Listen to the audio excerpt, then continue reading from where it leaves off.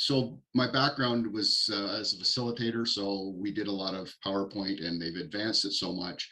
And I know it gives me my some pictures to go along with my talking. So you just don't have to look to at my talking head. So we're going to move along here. And next thing we're going to talk about is just basically pots. We're going to deal a little bit with pots. We're going to deal with the size of pots, what pots are made of, what you can use as a pot. And basically it's endless, depending on, use your imagination, all I can say. I think last week we had someone talking about having trouble growing carrots. So needless to say, all of a sudden things about growing carrots started showing up on my Google. So I was looking at it, and there was people growing carrots in plastic bags, clear plastic bags. And I thought, okay, I've done them in buckets, I've done them in burlap bags, I've done them in all kinds of different things, but I'd never seen them done in a clear plastic bag. So let your imagination run wild. Again, when we're talking about the containers, anything goes. I've done a bushel basket, I've done, you name it. Some are more successful than others, and again, depending on your watering system. We can leave this as we move through, and if you have any questions about pots, we'll sort of touch on it near the end there. So one of the things you have to consider when you're going to use a container or a pot is the size of the container. Just to set your mind at ease, you don't have to write all this down. I'm going to actually post this in the chat, and I will post it on the CC Canada food growing series forum or chat or whatever we're calling it. I can't remember right now. It's just, so this is just an idea of some of the things that you, the size of the pot, depending on what you're growing. So I'm not going to go through them all because I know that most of you can read. And if you want to read them, you can read along as we go. But again, depending on how many plants you want to grow and what type of plant you want to grow. The next thing I'm going to talk on is basically, if you're going to put plants in a pot, you need to know the depth of the roots. So when we're talking about the depths of the roots, and again, there's a whole bunch of shallow rooted plants, and you don't need a real deep pot. Again, I'm not going to go through the list. I will post this for you. You really don't need me to read out the names of the plants that grow in a shallow pot. Then we're going to look at the medium. And again, you can see by the different plants that are listed here, you're changing into the depth of the plant, the root of the plant. And this is one of the things you have to consider, is how deep does the root go when you're looking at planting different things, and that will adjust depending on what size of pot or container you have to grow in. And again, when you're looking at deep-rooted stuff, I had an experience a few years ago. I decided to try growing tobacco. Not because I smoke, just because I thought it was a cool plant. And I like to experiment. So I grew this beautiful tobacco plant. It was probably 6-7 feet tall. It had beautiful violet colored trumpet flowers on the top of it. It was just gorgeous. And it provided shade to our sitting area, and it was wonderful. But what I found out is I have a bucket system, and I've explained in earlier presentations about my bucket system.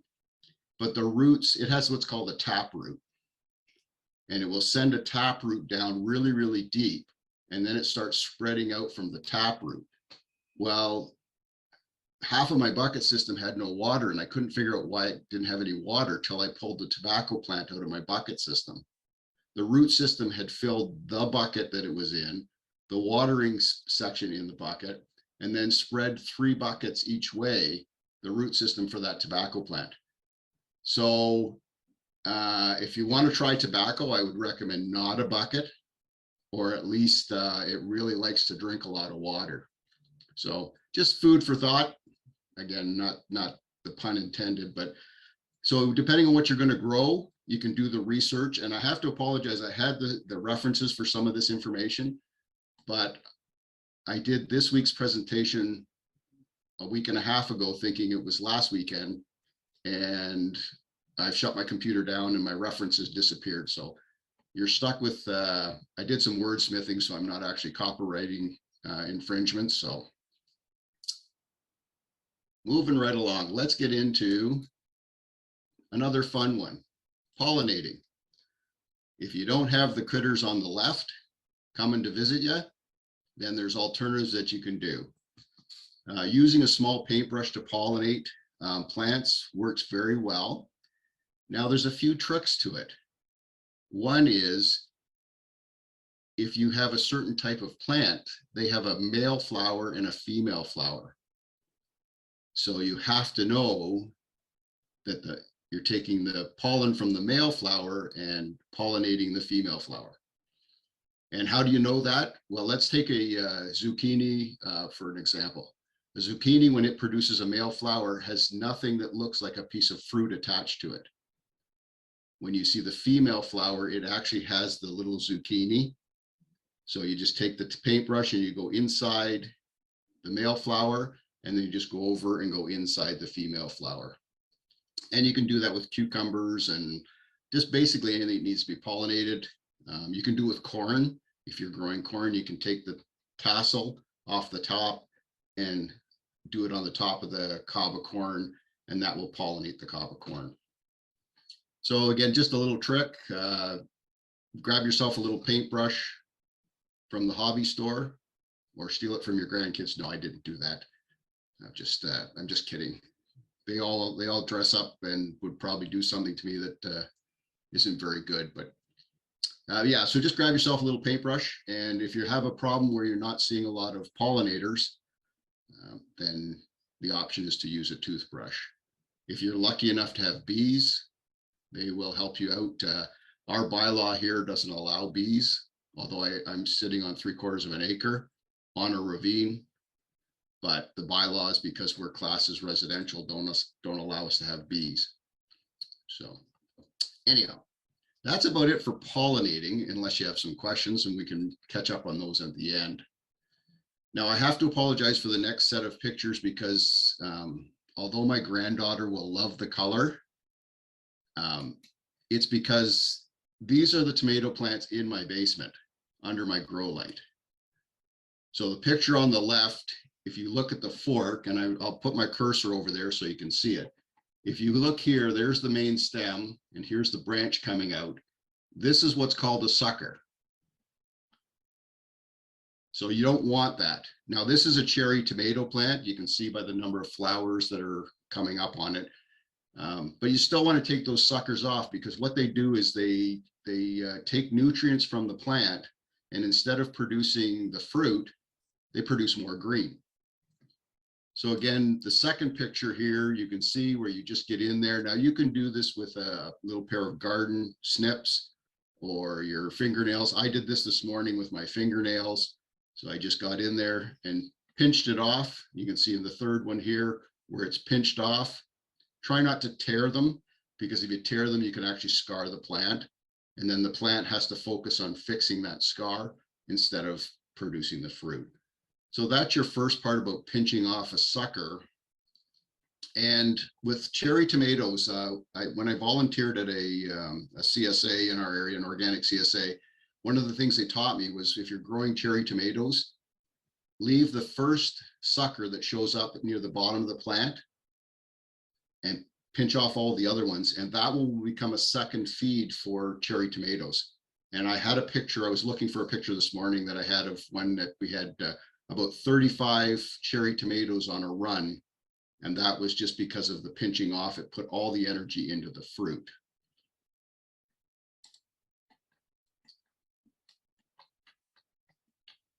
And let's move on to topping. Another thing, when I was spending time at Orchard Hill Farms, is they were teaching me that if you get a tomato plant that's growing way too tall, and it just seems to be growing and growing, what you do is pinch off the lead. So if you look here, this is the growing tip of the plant. And again, you just go just above. You don't have to go right near the base down here to pinch it off. You can pinch it off pretty much anywhere there because you want it to stop growing height. You want it to start filling out and giving you the fruit. So you just pinch that off, and it'll start sending all that nutrients. Instead of growing the plant, we'll send it to the flowers, as you can see in this picture. And Summer, I totally understand. It was very painful this morning to pinch this one off because there's actually flowers just above where I pinched it off. So there was actually starting to produce more flowers. So I totally understand about that.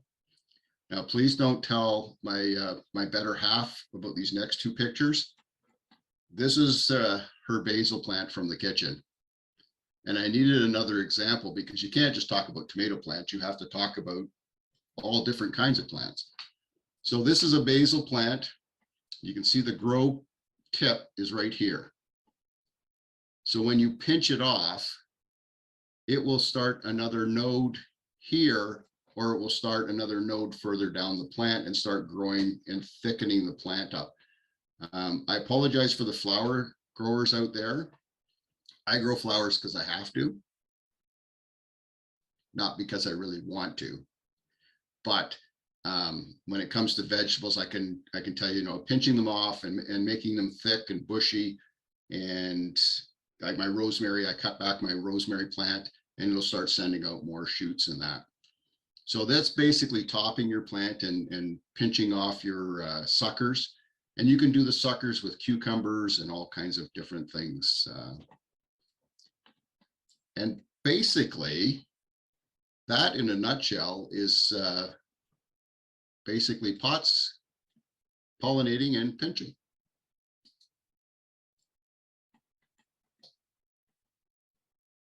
Thank you so much, Jim. That's so awesome. Yeah, we also pinch off our tomato plants in the fall, sometime in August, because we take off the growing tip when we know that the weather is going to change and we still want to get some more tomatoes to ripen. Instead of it sending all its energy to keep growing, we pinch off in the fall to force the plant to just focus on the fruit. And so that is also something we do. Did anybody have any questions for Jim? Yes. Sorry. I didn't raise my hand. I'm That's sorry. all right, Ray. Hey, it is a pleasure. First of all, I want to say this, Jim. It was awesome. It is very intense and very quick, and said just beyond a law. It was just great. The thing I want to say is that I really do apologize for not being here the other time because I missed the segment, but I find it very interesting. And yes, there's many things that we can do with these plants, like Jim was saying, to pluck out the head of the plant. But sometimes you can take some of those starters, which you see, if the starter is too big, you can take that and you can put that into another plant, into another pot as well. And there you got another plant. The thing I think is that what we try to do is try to get as much out of one plant as we can possibly get. And I think that was the point of Jim as well. And to get the best of everything. That's all I want to add to stuff. This is great, Jim. Thank you. Mm-hmm. It's Thank so you. true. You can take the suckers and they will grow into another plant.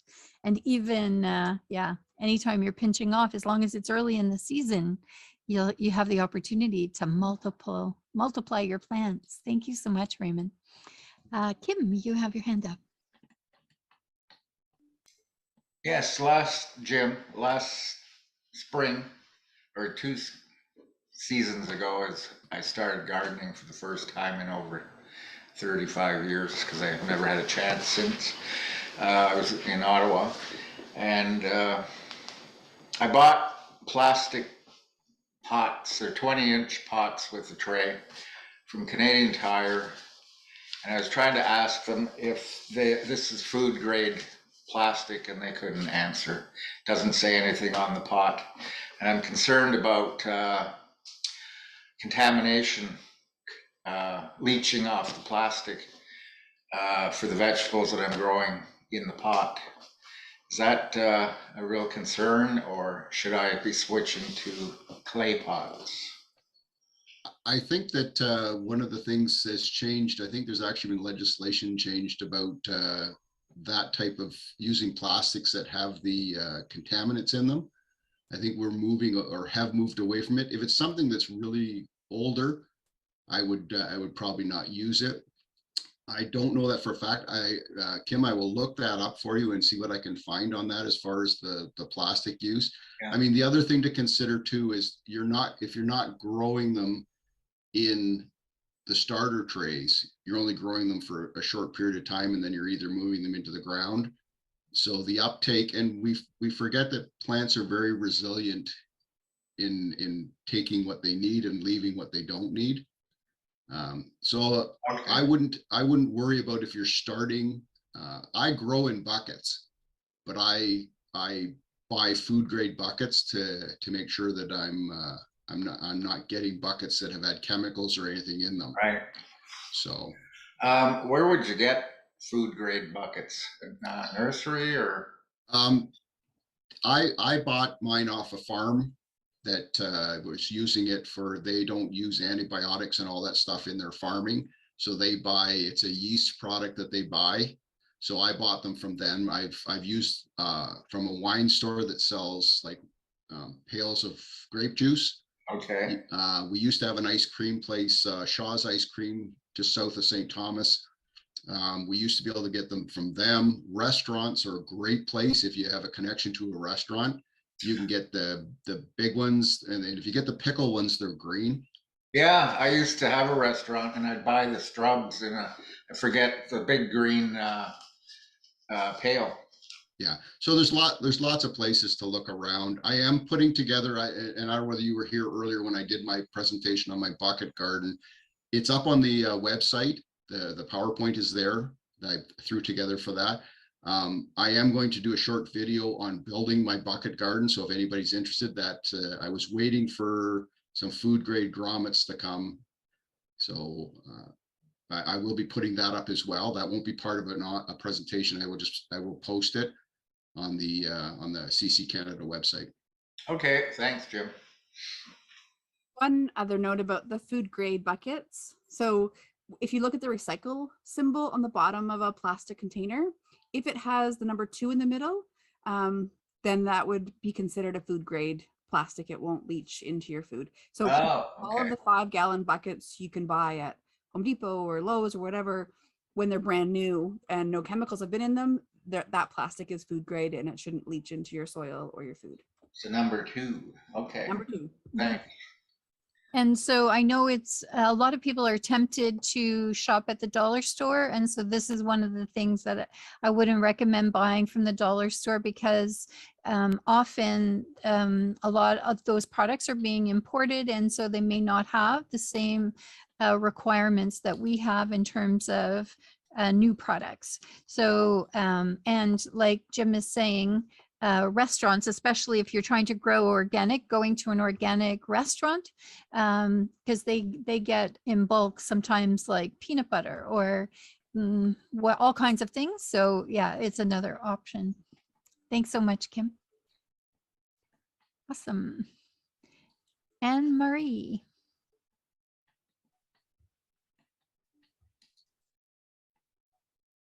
Are you there, Anne Marie? Maybe she's stepped away. Okay, so we can. Oh, Sorry, I can't put the video on. I'm trying, but it's not working. that's okay. So I have never done any gardening in my entire life. I'm just starting out. So first of all, would you for the soil? I guess you would recommend organic soil, would you, right off the bat to grow vegetables? Well, we are growing organic and compost. So compost is probably, if you're talking about growing outside, Yes. getting some compost, because that will amend your soil. I don't know what other people think, but that's the number one thing for us, is because it has lots of nutrients, and so that will automatically positively impact any kind of soil that you have or that you're working with. Oh, that's good to know because I cook a lot of vegetables to eat, and I'm almost always thinking, oh my goodness, this is such a waste. All the all these all these vegetables. I wish I had something because I live in downtown Toronto and I just have a little patio out the back, right? And always thinking, what can I do with this? So I would just put the compost in the soil. I see. Well, Okay. you would need, like, if you're talking about kitchen scraps, like, Yes. kitchen vegetables, yeah, that will take time and heat and turning. So you would have to have a separate container just for composting your kitchen scraps, but you can Okay. buy compost and put that in your containers if you already have some soil. But you can, like, if you look at Jim's PowerPoint slides about his containers, because you can have that on your deck or on your balcony for sure, as long as you're getting some sun, and you should be able to Yeah, grow. I sure do get sun because we face west. So in the summertime, my patio, excuse me, is just baking hot. Is that a good thing or that's okay? I sure will get sun. Yeah, well, for tomatoes and peppers, for sure, they would love to be in the heat. Yes. Okay. And I was just noticing when Jim was showing us about pinching the flowers. Okay, this is going to sound really ignorant, but it's because I have no knowledge. Are the flowers, is that where the little cherry tomatoes develop at the flowers? Yeah. Yes, Oh, I yes. see. And sometimes, in fact, early in the season, people will pinch off the flowers because they want the plant to actually establish itself and get a good root system before it puts all its energy in starting to create fruit. So yeah, the little flowers will, once pollinated, will turn into tomatoes. Oh, Tho- okay. Those tomato plants have been in my basement all winter, so the number of flowers are on there. Those things, although I should have pinched them off sooner, they're probably 2 feet tall. Okay. And there's actually, I think there's 3 plants in the basement there right now. I just put them under grow lights, start them, and like say they just take off. And if you don't keep an eye on them, they go wild. And I also wanted to ask you, does everything does everything have to be started inside by planting little seedlings, or can you? You when can the weather- start from seed, depending on what you're growing. Uh-huh. Most people, because of our growing seasons, like to get things started a little bit early. So when the first frost is gone after the 1st of May, you can take them and plop them outside. In Ontario, and I have to apologize for the people from other parts because I don't know all the zones. But in Ontario, where I am in Southern Ontario, like end of May, we start planting outside. And that's not a guarantee because last year we got caught with the frost last year. But so you can start by seed if that's what you Okay. choose to do. And you know, when you go into a grocery store and you see those stands of packages of seeds, I mean, are they fine to purchase? They're okay? Yeah. Yeah, Yep. yeah. Yep. There's some things that it's getting late to be starting from seed, but tomatoes and peppers, you still have time to do that. And also there's no pressure on you to try and grow from seed because that is a big learning curve. You can start by just going to a nursery, and there's lots of organic nurseries, and you can get plants that are already started. So you would just have to harden them off and before you put them into the ground, and we'll be talking about that very shortly. So, but yeah, there's no pressure on you because learning all the ins and outs of growing from seed is a whole learning curve just on its own. So if you've never grown before, I would suggest that make it a little easier for yourself and just get some plants that are already started at a nursery. It's a little more expensive, but it definitely will help you have a more positive, successful experience for the first time. Yeah. Thank you for telling me that. Yeah, Because it seems so overwhelming when you first start looking into it, and yeah. all the videos, the YouTube videos that you can watch, and you think, I don't know. I don't know if I can do this, right? Yeah. You Okay, definitely thank you. want to have some success there so you don't get Yeah. discouraged. So Yeah. we've all been there though, Emery. Don't you worry. We've all had our failures. So that's how we learn. Okay. So thank you so much. We'll take Jane and then we're going to move along to Sharon. Hi, so sorry you guys were talking about composting, and again, I apologize. I have not been to the composting session. I think you had one. And I haven't looked at Jim's PowerPoints either regarding the buckets, but I will. But I have a quick question because I was experimenting and I just started last month. So I put my compost in one of my old green bins and I made holes, drilled holes. I saw that online. And is it Summer? You just mentioned that you need to I guess, get sunlight. So my composting bin is closed and covered, and I left it in the backyard with holes drilled for aeration. So are you suggesting that the lid should be left open in sunlight? Is that? Is usually if it's there's two different, people do them in open containers where you have a big pile. So heat is generated just from inside of the pile. Or if you have a smaller pile, like we have 4 or 5 black containers that are, you know, sort of triangular in shape with a lid.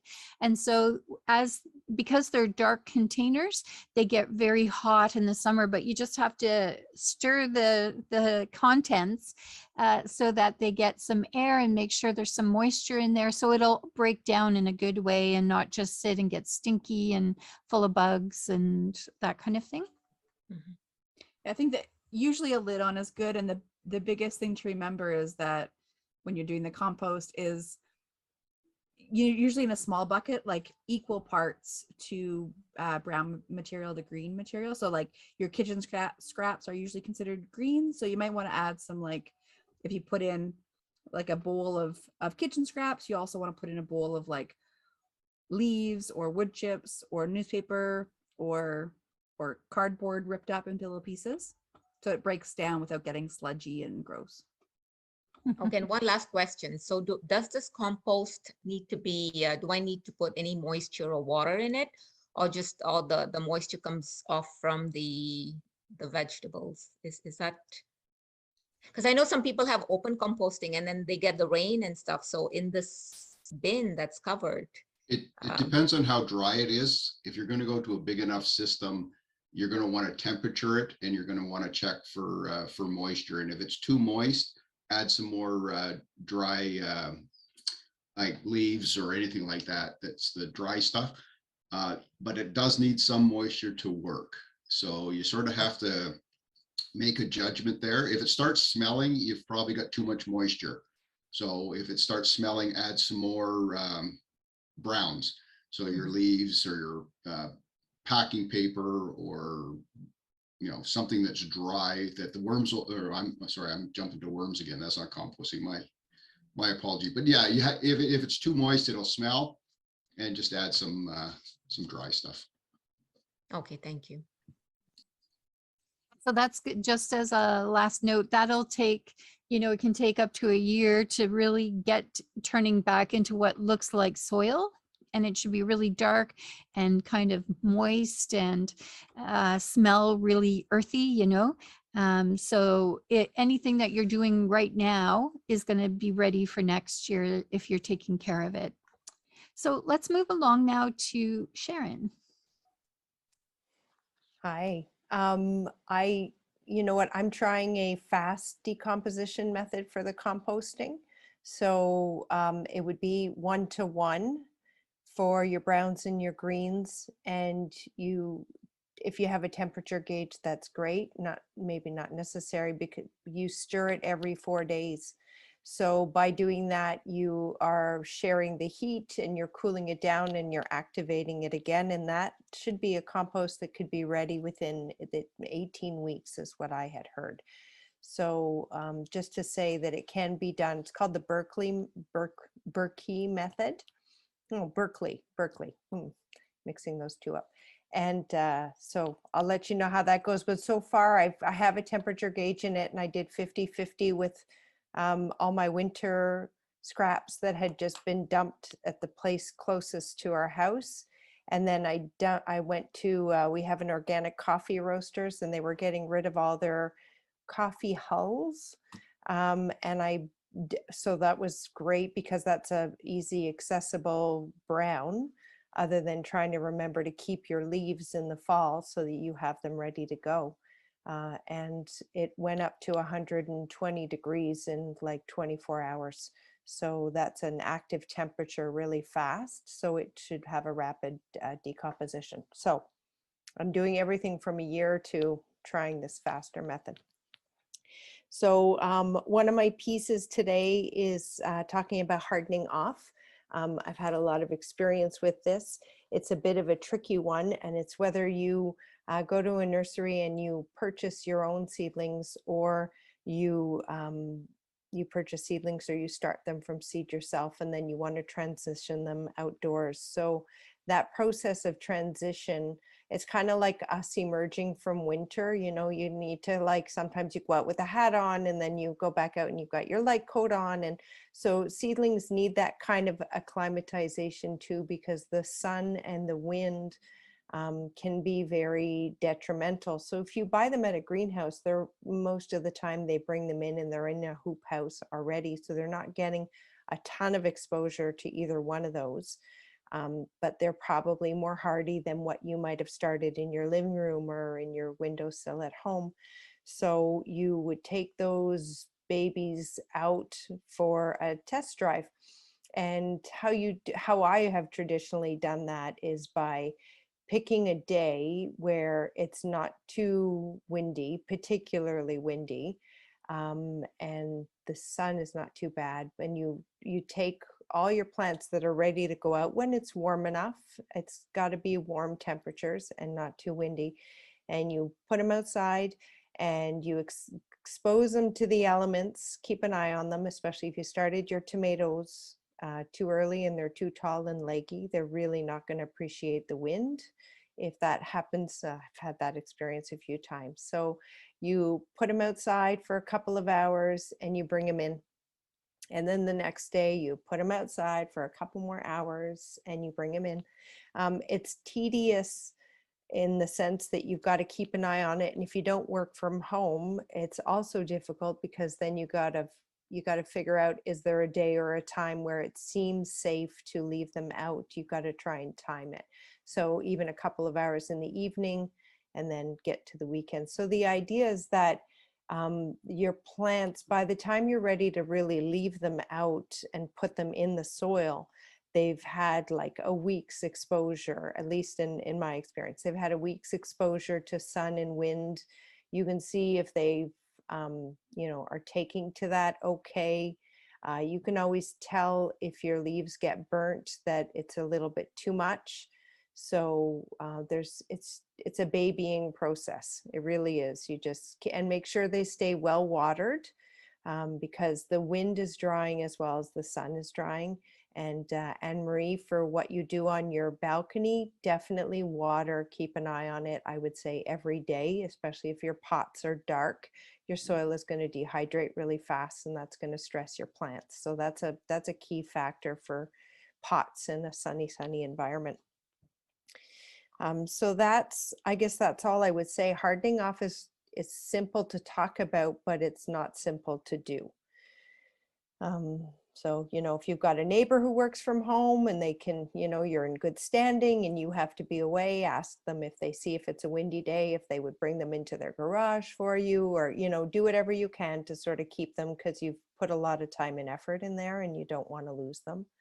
And then when you're ready to get them out into the soil, a day that's not too sunny, early in the morning, not too windy, also good, and well-watered plants. So the root structure is really nice and hydrated for the transition is part of it. And keep an eye on the frost. So you can cover them even if you're past your last frost date. That doesn't mean anything these days. So have your old bed sheets ready. And that's the piece for hardening off. Thank you so much, Sharon. Yeah, you're so right. It's so easy to talk about. It sounds so simple, but man, and when you have a lot of trays like we do, like Mhm. it's a lot of work because we have to go up the stairs, down the stairs, outside, and then bring them, into the shady air or the sunny area. And you're doing that, like bring them all out, bring them all back in, and that goes on for the whole week or more. So yeah. But it's something that doesn't get talked about a lot. And so thank you so much for talking about it. It's an important piece. Okay, so Carolyn, are you wanting to go next? Yeah, sure. Let me get rid of this. So I'm going to chat about pests in the garden and on our plants. And some of them are, well, the pests are bad ones, but there's also lots of good bugs out there that we want to leave alone. So just some proactive things to do to prevent pests destroying your garden. Make sure the plants are good and healthy. If you have something that's looking, moldy or sickly, or, maybe don't plant it out in the garden right away. If there's dead portions to the plant or fruit that's starting to rot, don't just let it drop to the ground. Like prune it off your plant and go put it in the compost pile. So if that plant is rotting because a little bug got in there and you let it go to the ground, it's gonna like leave the option for those bugs to like multiply in your garden. So anything that's rotting or looking not good, get it out of your garden and put it in the compost pile. And especially if you're doing something like Sharon with that hot method, that should take care of all of the bugs and stuff. Use lots of compost. All those good bacteria just make the plant healthy and able to fight off a lot of pests. Making sure you've got good drainage, so that water isn't sitting, amending the soil as it's needed, and crop rotation.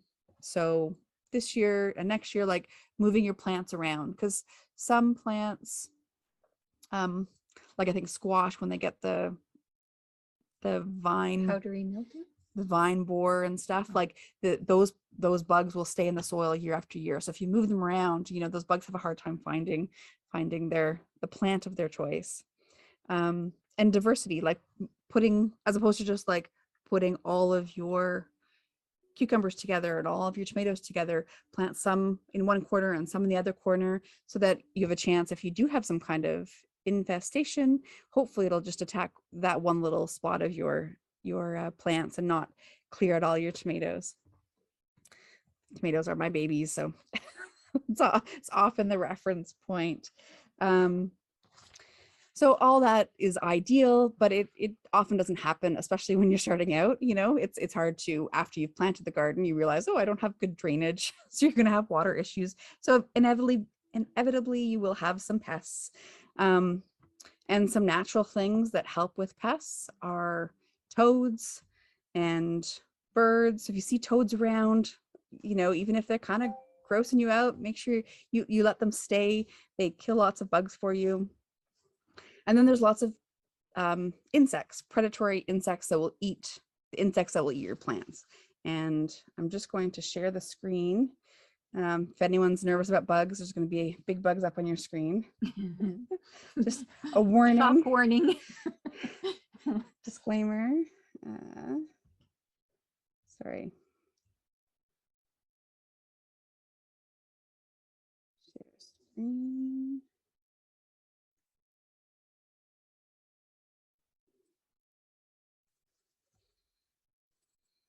Okay. Some bugs that are really good for the garden. These are called green lacewings.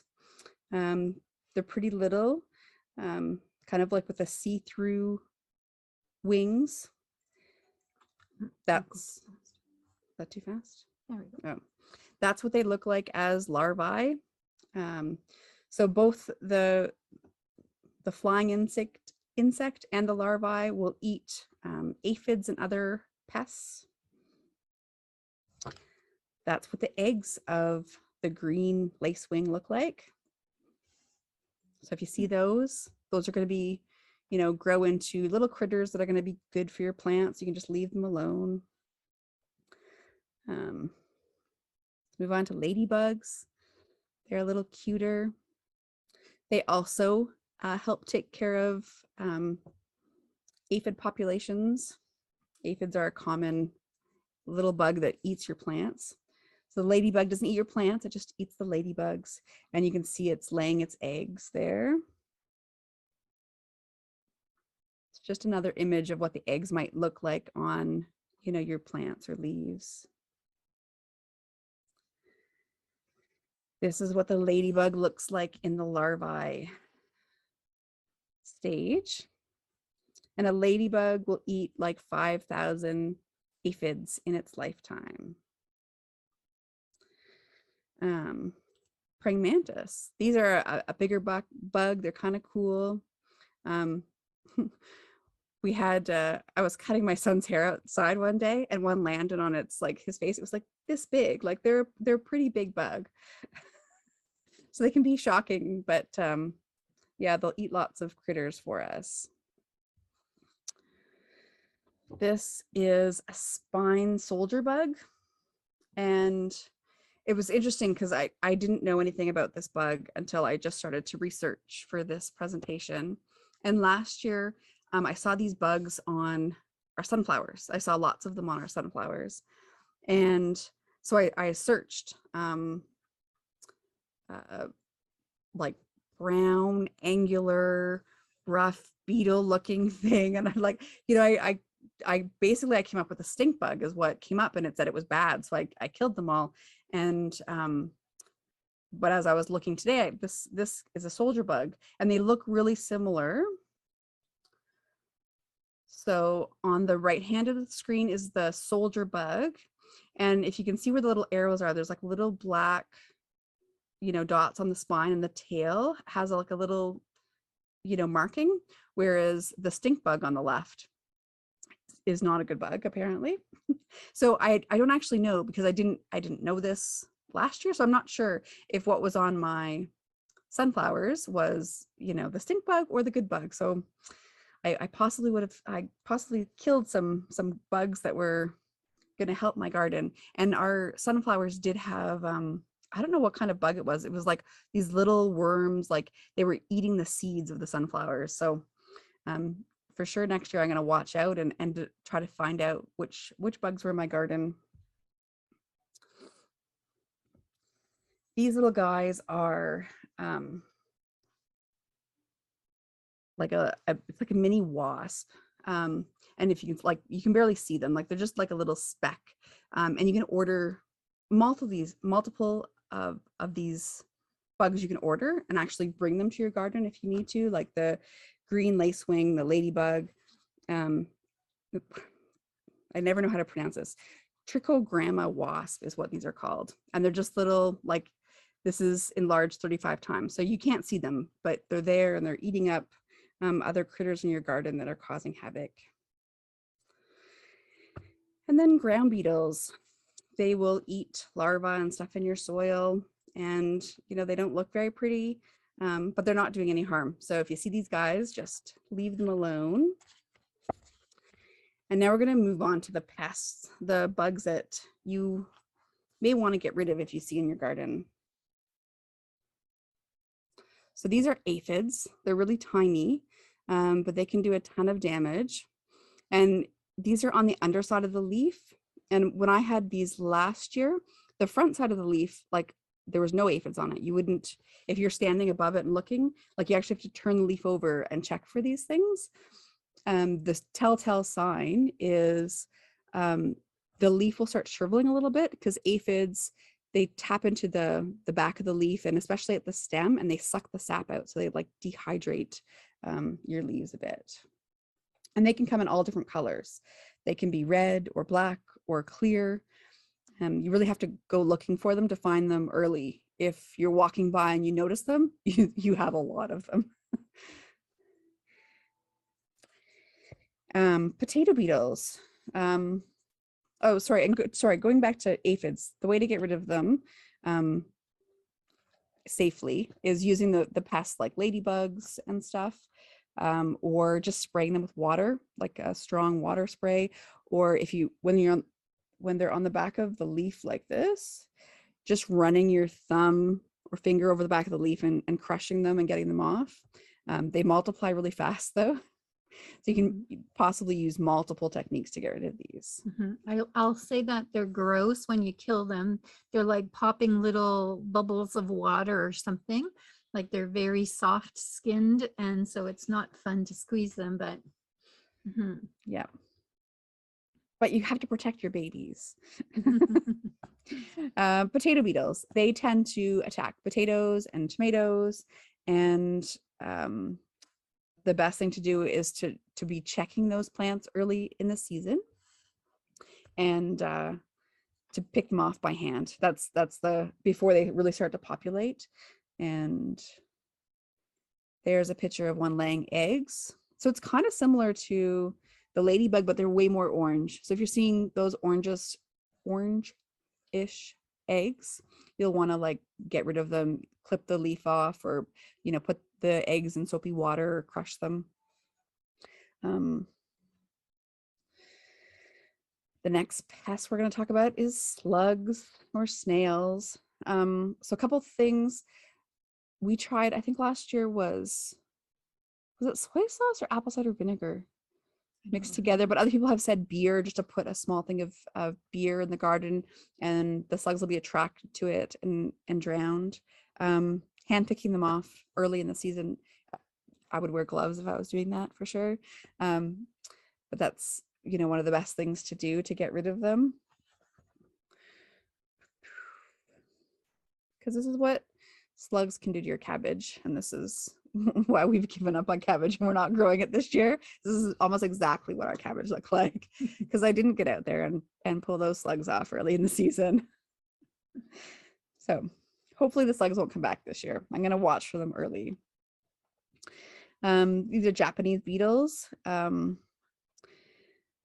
So hand picking these off is a good option, or using nematodes early in the season.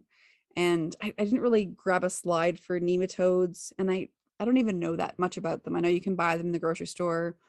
They usually have to be refrigerated. You mix them with water. Once I'm done, I'll ask if anyone's used them, if they can share about nematodes. But for the Japanese beetle, treating your soil early to kill the larvae. Nematodes tend to attack the larvae of the bugs before they grow into these big monsters that eat our babies. Next on the list is spider mites. So they're really, really tiny. You really can't even see the spider mites, but you're going to notice the webs and stuff on your plants. They often are on the undersides of the leaves, and they like to come out in like hot, dry weather. So high pressure water and just like hand picking them off is kind of the main way to get rid of them.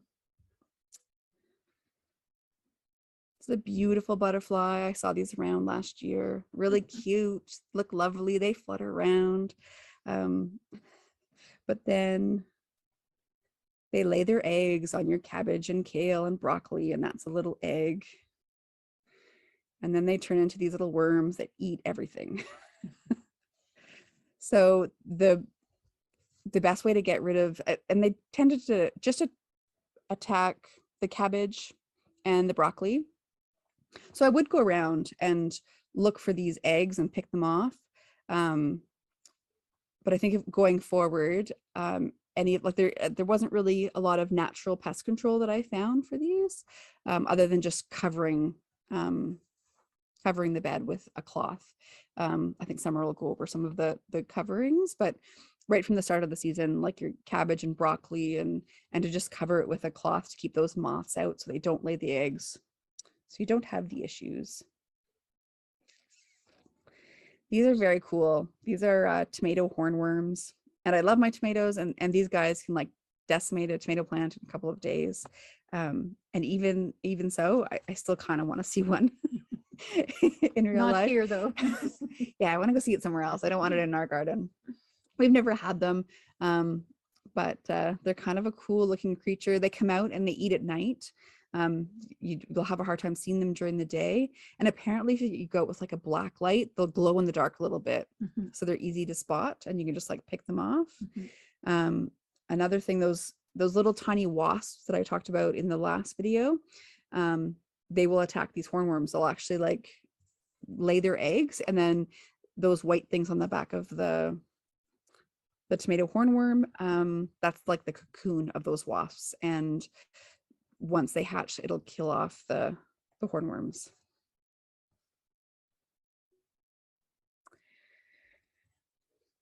Then there's vine weevils. The larvae of these bugs will eat up your roots, and the adults will eat all the edges of your leaves. They mostly kind of stay close to the ground or eat at night, so you don't have much of a chance to see them and pick them off. So your best bet is nematodes to kill the larvae in the ground before they really get started. And these are cutworms, and they do exactly that. I think when we first tried to plant sunflowers early, a couple years ago, we would come out and the sunflower would just be like cut off at the stem and like laying. They'll just like come and they don't seem to eat the whole plant. They just like chop it down for fun. I don't know. And similarly, like nematodes to take care of these guys. And they just some people get them confused. They look similar to grubs, but grubs kind of have like usually more of a darker head and a lighter body, and like more like almost like little claws or legs at the front of the body, whereas cutworms are just look like a caterpillar with no hair. So if you've come out and a bunch of your plants are like cut off and laying on the ground, you're probably gonna have to replant. If you dig up a little bit, you will notice them in the dirt. You can like pick them out as well.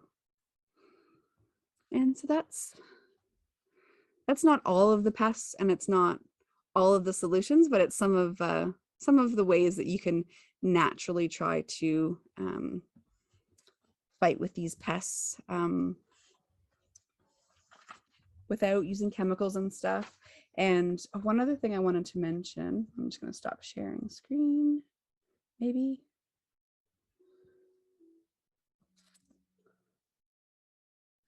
Here we go.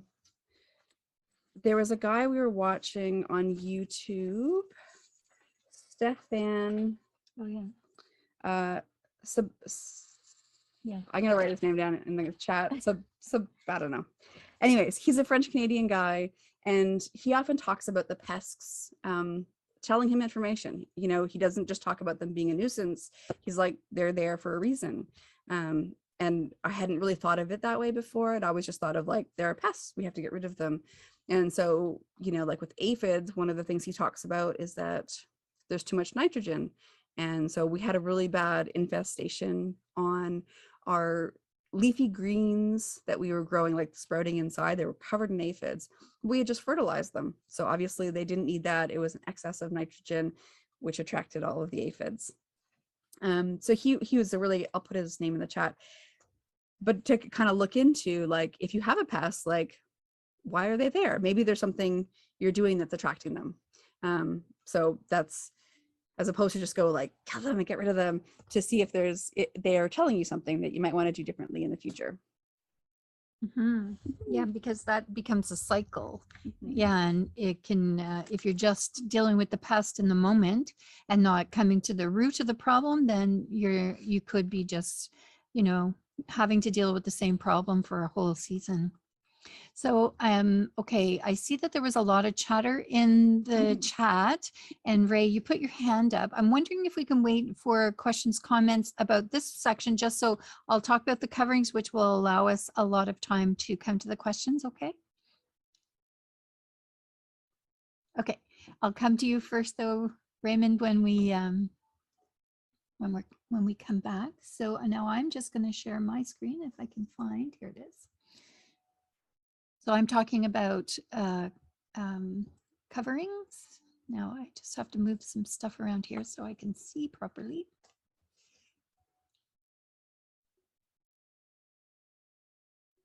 Oops. Sorry, I'm having some trouble here. Won't let me move. Darn. Okay. I don't have control. Okay, there we go. So why use covers? So there's elements and pests, essentially, is what we're wanting to protect the plants from. So for example, frost, the cold, sun, and insects or animals. So it helps the plants to stay healthy and alive or hydrated. And so here's just some tips and information. Could you bring that down to the bottom? Yeah. Thank you. So clear skies at night in the spring, if you have clear skies, there's going to be a likelihood of a cooling effect happening. So if it's cloudy, it's like a blanket is how I remember that. And clear skies means you may need to cover your plants so that they are not going to be left to the elements. So you can get row covers, so that will cover a large amount of space. But in the spring, we tend not to have a lot in the ground yet. So most often people are using domes and other things that I'll show you in just a moment. So the cloudy nights insulate. And also covering crops helps to extend the season. So like, for example, like for lettuce likes cool weather. And so we were able to keep growing and harvesting lettuce right through to the fall because we were using shade cloth and protecting them to be able to keep allowing them to grow. And also you may want to download a reliable or something that you feel is reliable app or weather source of information. So if you're new to gardening, you want to start really paying attention to what the weather is going to be overnight and the following day, and like at all stages, whether you're going to need to water, or if it's going to rain, then don't water, those types of things. So it's a good idea to get a weather app. So for frost specifically, if you're growing in pots on your balcony deck or just around your garden, if there's going to be frost, it's a good idea if you can cover them or bring them indoors. So if you have a garage or just inside your patio door in a sunroom or a mudroom. And if we know that there's going to be frost, like a late spring or early, well, not hopefully ever early summer, but it feels like that to me sometimes, you want to water during the warmest part of the day because the moist soil will insulate the plant, and it'll also help radiate heat during the evening hours. You can also protect your plants by adding mulch to the base. If you're using, we have an outdoor garage, we don't have a greenhouse. So when we're hardening off, towards the end of the hardening off, we'll leave them outdoors and we put in a fan, and we've also used a heater outside last year because as Sharon mentioned, we had a late frost and we lost quite a bit of plants, but that really helped us having the fan and the heater going outside. Don't tell anybody. So you can use plastic domes. And so at the last slide that I have, I'm showing some pictures of DIY kind of plastic domes, and I'll show you a couple that we have. Like Sharon mentioned, you want to start saving your old blankets, bed sheets, towels. You can use paint drop cloths, although those tend to be a little bit heavy. You can also use cardboard tarps, straw, or a cold frame if you have a hoop house. You can also use for new trees that are 1 to 4 years old. Sometimes they can be damaged severely by frost as well, and especially like blueberry plants and little bushes. So you can actually wrap the trunk in burlap, strips of burlap if you want to, or if the trunks are not, or the branches are not very wide or thick yet, you can also use insulation, pipe insulation that is like a pool noodle with a slit down the center, so you can wrap that around. Because especially berry bushes and things, if they get frostbitten, basically, at the beginning of the spring, that can impact the amount of fruit and how they will produce for the season. So it's something to consider. You never want to cover your plants with plastic because plastic conducts the cold, so it doesn't help, it hinders. And so if you want to use plastic, you would use it as a top layer. So you would put down whatever blanket or sheets or whatever you're using to protect your plant, and then put the plastic over top. And so in a situation where we may have hail, that's when I would use plastic. And we're all about DIY and doing things cheaply. So like I used to save the shower curtain liners. So we have like the cloth shower curtain and then the liner. So I would save those when we replaced them, and then use those, like keep those in the garden and in the basement for later use. You also, when you're planting, keep in mind, if you have low-lying areas on your land or in your backyard, that those are the areas where the frost pockets will happen. And so it's that old adage or reminder that cold falls and heat rises. So in the lower the places are, the more susceptible plants will be to colder temperatures or frost.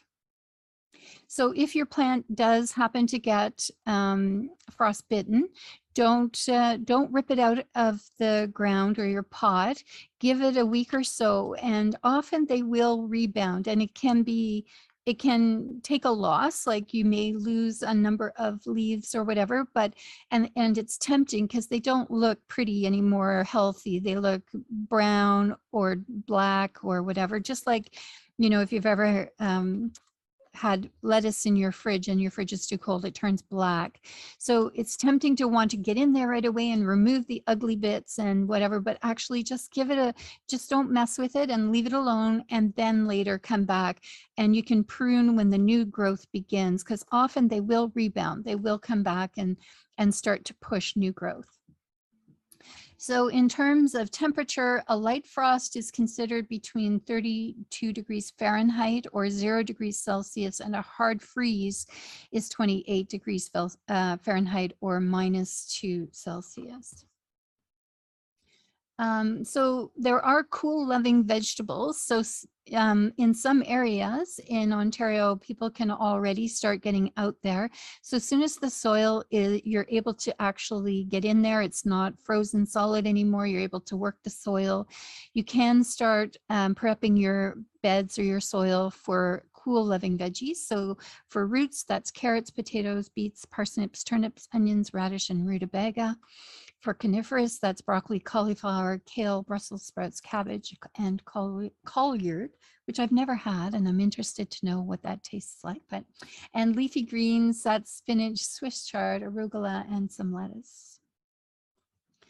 We also want to consider shade cloth. So you want to be protecting, again, if we're thinking of lettuce that likes a cool temperature, and if you want to keep it growing, the afternoon sun is, the harshest and hottest part of the day. So that's when you want to be protecting. So we would take off the protection in the morning, and then I would go out around lunchtime and cover them up again, so that they're still getting lots of light, because the shade cloth doesn't allow all the sunlight in either.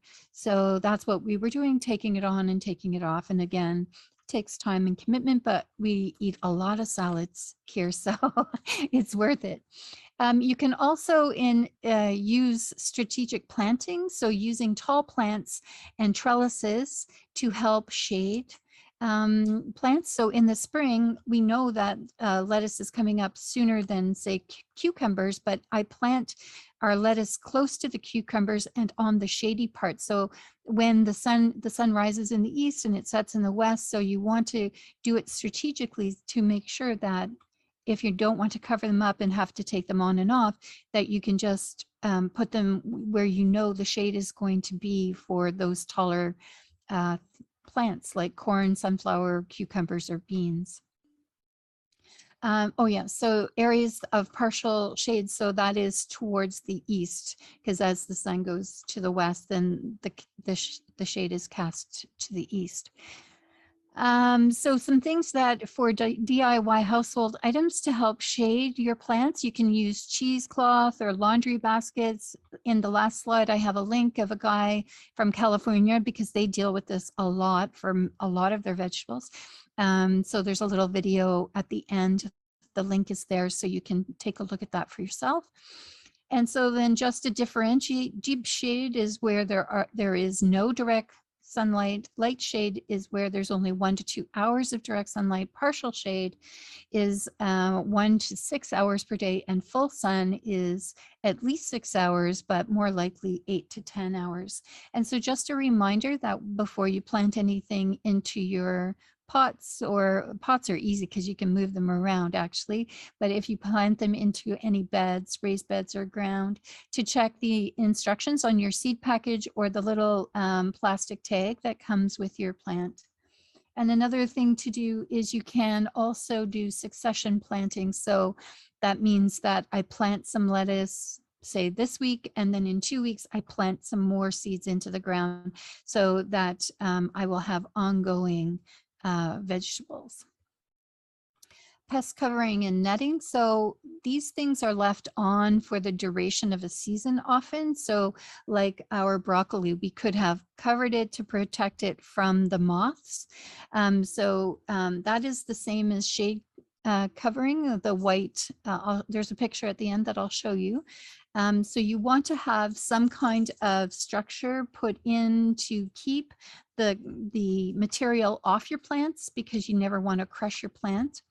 But this white cloth allows light to get in so that the plants still continue to grow, but they're protected. We also use them to protect, like Carolyn was talking about, moths, beetles, slugs, and snails, and also small and other animals. And we had a lot of problems when we lived in Stittsville with rabbits, squirrels, groundhogs, skunks, chipmunks, you name it. Everybody was eating from our garden. And also sometimes in outlying areas or in rural areas, you could be dealing with deer.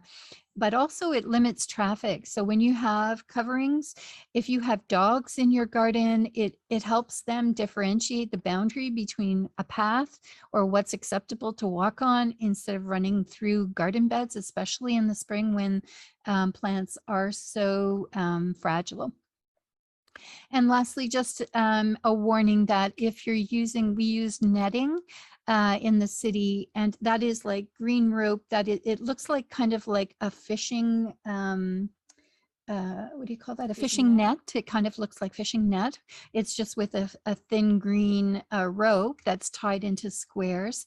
And the rabbits got stuck in the netting. And so we released the rabbits, I think 3 times. And by the 4th time, Peter had a little burial because he didn't survive the netting. So just so if you're not wanting to have to deal with that, like releasing animals that are scared and stuck in the netting and or meet their demise by the netting, you may just want to forego that part. So here's a picture of a plant that did get frostbitten, and you can see here that it's pushing new growth here. And so it's like, because that doesn't look great, it's tempting to want to just go in and pull that off, but just let the plant recover before you were to go in and remove anything.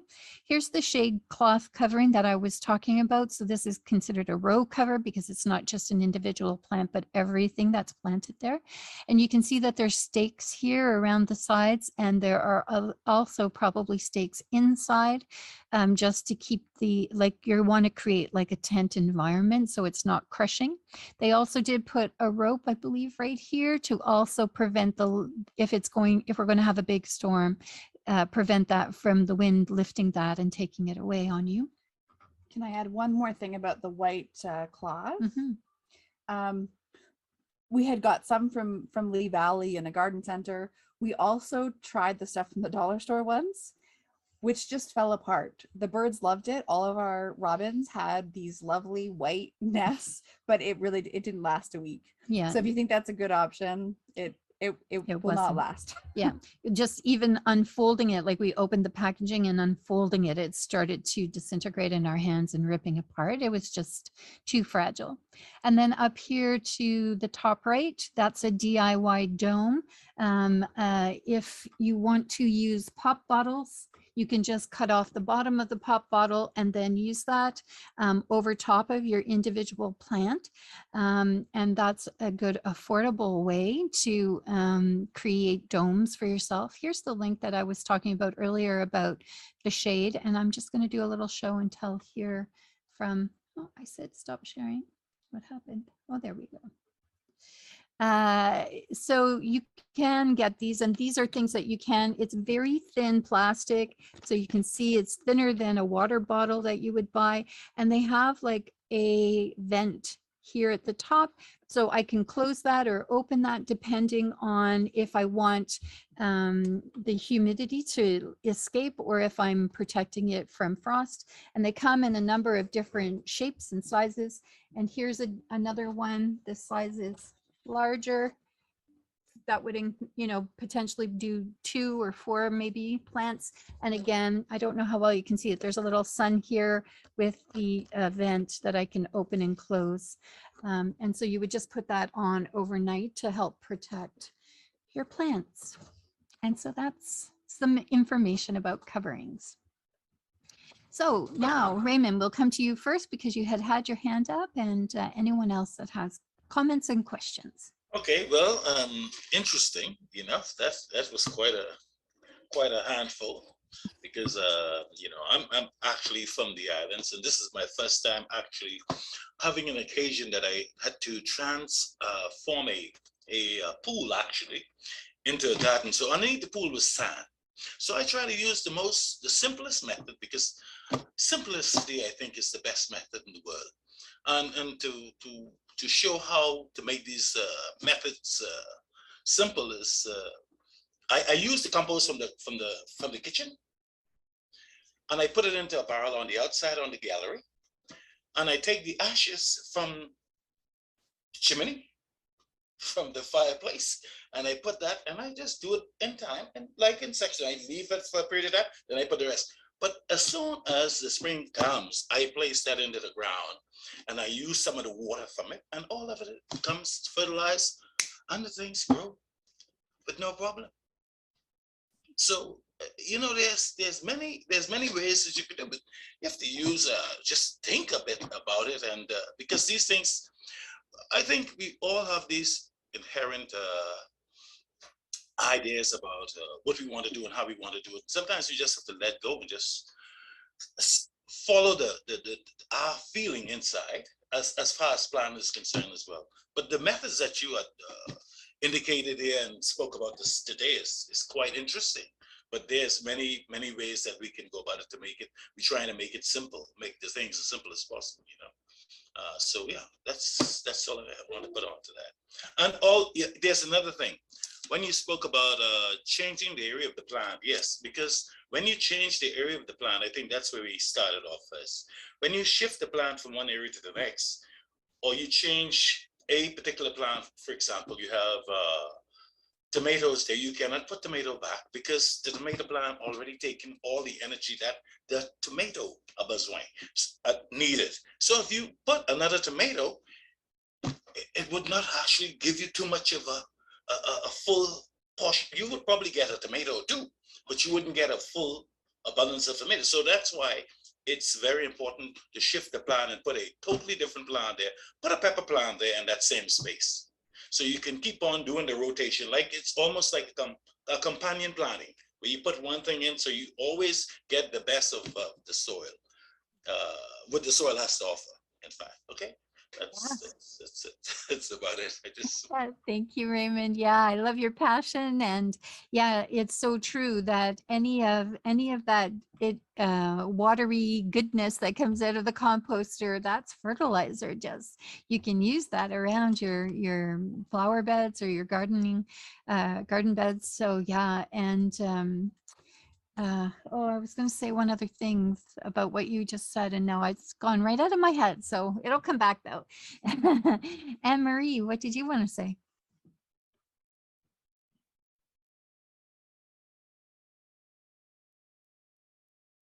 Are you there?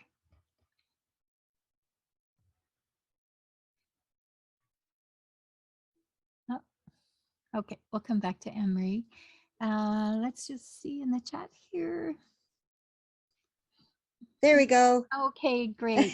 Sorry. No worries. I wanted to ask if anyone has any suggestions for dealing with raccoons that are always on my patio. How, that's what I was thinking. Would I have to get flower beds that are on stilts or something? Like, how do I deal with them? Because they're Yeah. there every night. I come out on my patio and everything's overturned, right? Yeah. So Well, and I don't know if you have a dog or you know somebody with a dog. When they brush the dogs out in the spring, you can Uh-huh. ask them to save the fur in a bag for you, and then you can sprinkle it all around your property.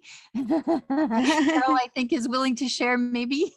But that's one thing I've heard people talk about. Also about having human hair. Like, I don't remember which animals it deters, but I know that human hair also can deter because they smell us better. But yeah, when you get on to, because I believe raccoons and skunks, they have like a territory that they run every night, just like a cat that is an outdoor cat will go to the like marking their territory. And so Right. if you're on their route or part of their territory, they're just keep coming back until you intervene and try and deter them from showing up again. So those are the only things that I know about, like in terms of the dog fur, for sure, or even to, invite your friend. If you don't have a dog, invite a friend over who has a big dog and allow it to go mark, like pee all over the place, to put it scent, it's not fun, but it works though, apparently. So yeah, that's a To nice. So to pee over the soil that you're growing your vegetables in, that's okay? No, well, I mean, yeah, it's not ideal if, as long as you're washing your vegetables before you eat them, because, Yeah. every animal is peeing and pooping all over the place. But no, just to mark around your deck. I think you said you had a deck. So, Yes. and if you have any land or green space or land space, like just your property, basically you say The outline of the property. yeah, that's not the right word, Yeah. but yeah, The outline- perimeter, the perimeter. the perimeter. Thank you, Kat. What Yeah. what about even human urine? Would that work? It might. I don't know. Yeah. I mean, you have it readily available, so you could try. It will work for the plant, I'm sure of that. It will actually, like they say that if I have to do some research on this, but they say that if you're only growing food for yourself, you can put your urine on your plants, and then it will detect the nutrients and minerals that are lacking in your diet, and it Huh. will draw them up into the plant in order to help you. I don't know if that's real or not, but I'll have to remember to do some research on that, because I heard it's true. yeah. The guy said to keep the animals that he didn't want on his property just off your deck, Anne Marie, Yeah. for some urine, human urine. If you Yeah. can't get a dog or, to come by, put your own in. So I've got a raccoon problem, and I'm going to start doing that along the perimeter of my property. Yeah. Oh, okay. It's like telling them, this is my territory, Yeah. stay out. Yeah, that's how Oh. that's what they understand, right? Yeah. And that's why dogs do it, and they can smell all kinds of stuff in the urine. So that is how they communicate, right? So it makes sense. However, I guess I would just recommend that, you collect the urine indoors and then share it by whatever container, and not do a direct method outside so that your neighbors. No, but they normally do use this in China, you know that? Yeah. In the in the communal areas where the people don't have that much money, that's what they use. But they store it and they let it, accumulate it in its age. Yeah. Last week, And they use it like this. Many of them. I mean, Mhm. I've seen it. I've been there Yeah. and seen it and see the way they work with it. So I understand it works. And as you say, it's readily available. It Doesn't is. cost anything. That's right. And it's going back to the earth instead of having to be processed, right? Which takes Yeah. energy and chemicals and who knows what. And just like on this topic, last week I had shared a link about a community of people, and they are using urine. They're collecting their urine and their bowel movement waste and their human poo, and they're using that human humure, I think is what they call it, human manure, but they have to have proper systems. And so they show it. And I mean, so it's very interesting to make compost. And if we want to have a zero waste system, that might be part of it. So interesting. Thanks, everybody. Kim, I just wanted to ask one more quick question. Yeah. So when I was speaking earlier about, I mean, literally every day I have an entire plastic bag full of vegetable and fruit peels. Okay. So how do I take that from my kitchen out? How do I turn it into compost? Do I just take it outside how do I start a compost? Or is so that too complicated? Yeah, no, there's a couple of, somebody had put a Vitamix, there it is, Shamara before she left. Okay. Vitamix has a kitchen compost kit for apartments. And also there's another one, because I don't watch the commercials, but there's another sort of white container that shreds it up and then turns it into compost inside the house. It's a small unit and I have no idea how much they might be, probably expensive, but there are those kind of products on the market that accelerate that composting in apartments. So maybe check that out. Okay, thank you very much. Yeah, thank you, Emery. Kim, did you want to come back in here with something? Yes. I don't know if it was the last gardening Zoom we had, but or I heard it somewhere else, and it says why it's not good to get into your garden too early in the season. Like start working, weeding, like I got weeds coming up, or tilling, and is that true? What I've heard is that for bees, we don't, and other good insects, they're sometimes hiding in there or living in spaces. And so to allow them time to wake up and get fed, like don't pull all the dandelions, for example, that's the first food for bees and those types of things. That's what I'm aware of. Maybe Sharon or Okay. Okay. You don't want to walk on your soil if it's too wet still, because you're really going to disrupt, you're going to compact it and disrupt it. That's one reason to stay out of your garden, early on. That I know of, yeah. Very cool. Lucy, you had your hand up earlier. Yeah, I was wondering, I have a husky dog and it shed a lot all year long. And I can make out a vest for a Chihuahua for winter out of her fur.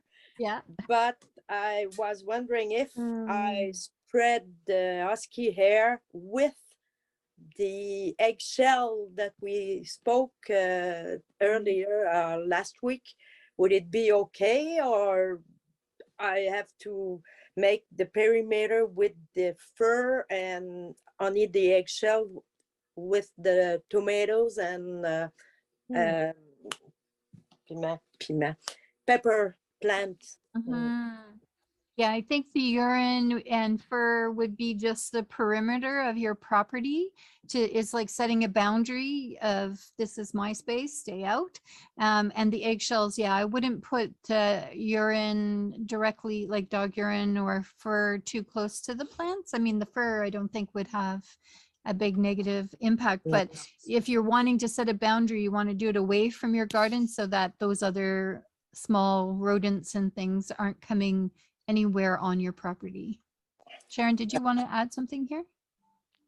No? Okay. Well, thank you. Yeah, thank you. So there's only 2 minutes left. I'm just checking in if anybody has a question or comment that they want to make before we say goodbye for this week. Yes, Raymond. Yes. Is it possible for me to invite you all to the Bahamas? Yes, please. This is the Bahamas, and this is what it looks like on the grounds. And this is, I don't know if you can see it very well. Can you? Yeah. Okay. Broccoli is beautiful. These are broccolis, and this is the alkaline soil that is there. And what I used was compost juice, the chicken manure. You put it into a container, and you extract the water, so you can use it over and over and over and over and over and over, and it just keep on producing for you. That's one of the most simplest ways that I do it here in Canada as well. And with the compost, it's the same thing. I use the water from the compost and use that, and I water the plants with it, and they go for it. You know, like I was saying, that we have to use the most simplest ways to go through this, and mainly in this particular time right now, with the food shortage, we have to get in production as fast as possible and as simple as possible, using all the seeds that you get from your peppers, from every vegetable that you receive, even your lettuce. You cut off to take the leaf from it, and at the end, at the bottom of it, there's a little lettuce is about to come. So you take that and you place it into the ground or into a little small container, and you start them right there from that seed. So these are some ways to deal with the situation right now, because we have to think about how do we feed ourselves in this situation and others, and help others to get through it. So true. Yeah. Thank you, Raymond. It's so true.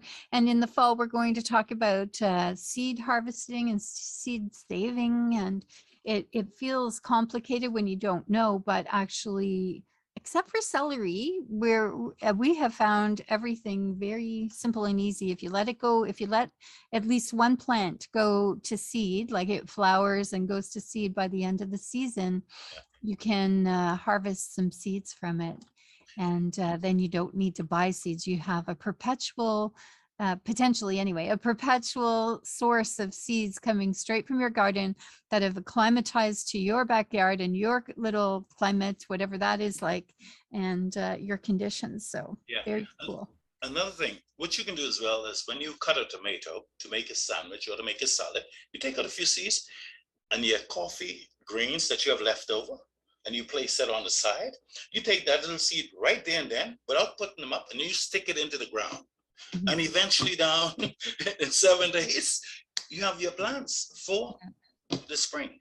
As simple as that. It's just place it there. Just make it like a play. You know, it's, you know, you cut your lettuce, you take off. You say, let me get a few. I love these type of tomatoes. Let me take a few seeds, and you put it right into the coffee pot, and there you got your seeds. You got your plants. Yeah, it's so true. And what always astonishes me, I don't know about other people, but when they get their first true leaves, and I'm like, look at that. Like you were saying about the celery, they look like celery leaves. Like it's so logical and obvious, but it's so amazing because the first leaves don't look like they all look the same. But then the true leaves, then you can start really seeing the difference and the variations. And so it's so cool. But yeah, down at the deep of the heart of the seed is life. And I think that's the part that just sparks so much passion and imagination. And we have one of those spinning composters, and some tomato seeds got in there. And at the end of the season, the tomato plant had found a little crack in the compost bin and had shot out into the sunlight there, and a plant was growing out of the side of the compost bin. Just, it wants to grow. It wants to bring life forward. And so it's just so truly amazing and incredible. I just love it. I wanted to make a comment about that actually quickly about seeds and compost, because I think you have to kind of be careful a little bit about that too. If you're putting vegetables in your compost and there's a lot of seeds in there, you will start a little mini garden. It will kind of take the nutrients out of the compost. So you do kind of have to watch how much seed ends up in your compost. Yeah, very true. Thank you, Kat. That's such an excellent reminder. And one of the reasons why we want to have the high temperatures to kill off any weeds and seeds and stuff that's not supposed to be there, or taking away the nutrients from the compost itself.